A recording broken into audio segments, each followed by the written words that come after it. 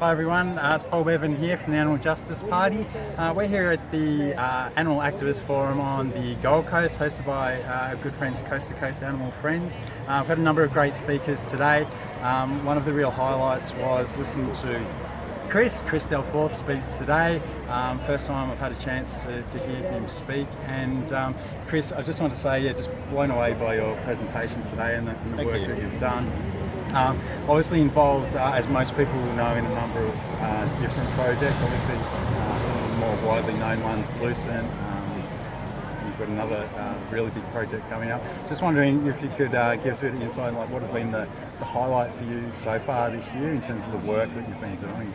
The highlight this year would have to be the hatchery action that we did, Australia's largest hatchery for the egg industry, where we released the first ever Australian footage of male chicks being macerated as byproducts of the egg industry. And we then followed it up with an action where about 20 of us kind of stormed the building while they were in the process of killing these chicks, and put a stop to it. And we had another 80 or so people outside with signage showing the general public as they drove past what was happening, and we got quite a good media response, and yeah, that was quite an experience. Yeah, fantastic.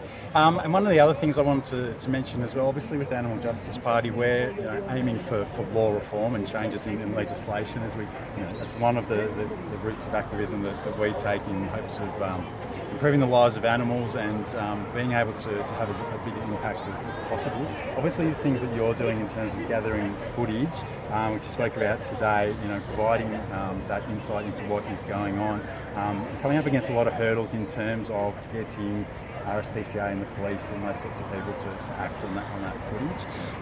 Do you want to chat about that a little bit, in some of the battles that you've got going on at the moment? Yeah, sure. Well, my main focus is on kind of the industry standard, the legal stuff that happens across the country that RSPCA and the police can't do anything about even if they wanted to. And in those situations where we find something that's above and beyond, even then RSPCA, we haven't really had any help from them. So my main focus is on just showing the industry standard to people, because it's something that a lot of people still don't know about. So I'm less focused on getting action in court, and more focused on getting people to just stop eating animals so that this abuse can stop. Absolutely. And you're being faced with some challenges yourself because of the work that you've been doing, which really is completely the wrong way around, isn't it? Obviously, we both agree in terms of how the law's being enforced, in terms of coming down on the exposure as opposed to perpetrating. Yeah, that's right. Well, the New South Wales Surveillance Devices Act is being used as ag-gag. I'm being charged with publishing footage of animal cruelty while the people who actually committed that cruelty are getting off completely scot-free. So that's quite ridiculous. I think most Australians would agree that that's quite ridiculous. But that's kind of the climate that we're heading towards, as the industry is getting more scared as they're being thrust into the spotlight. Now you've got another piece of work coming up. Do you want to chat about that a little bit? Yeah, so my next film, follow-up to Lucent, is called Dominion, and it's much broader. Where Lucent focused on pigs, Dominion looks at pretty much all food animals, and I'm going to try and cover clothing, entertainment, scientific research, pets, and wildlife as well. So it's essentially going to be the Australian Earthlings with recent footage entirely from Australia, and that's going to be released in early 2018. Awesome, fantastic.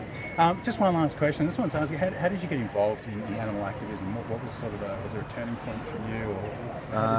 Or I've been vegetarian for a long time, but not an activist, and I just kind of fell into the right crowd of people with an animal liberation group in Canberra, who actually helped me go vegan, made me realise how easy it is to go vegan. And I dabbled in human rights, and kind of ended up figuring out that I didn't know what I was doing, I didn't know how to help, and then realised that with animal rights I feel like I can actually contribute, I can make a difference, so that's what I've been focusing on. Awesome, fantastic. Where can we find you on social media, or where should we be looking for you for everyone to be able to follow you and follow your work? So I've got a website, aussiefarms.org, and a Facebook page, Aussie Farms, and also Australian Pig Farming, The Inside Story. But yeah, mostly the Aussie Farms Facebook page is where I share updates. Okay, excellent, great. Thanks so much for your time, and thank you so much for the presentation. So it really did blow me away. Thank you. Thanks, Chris. Cheers.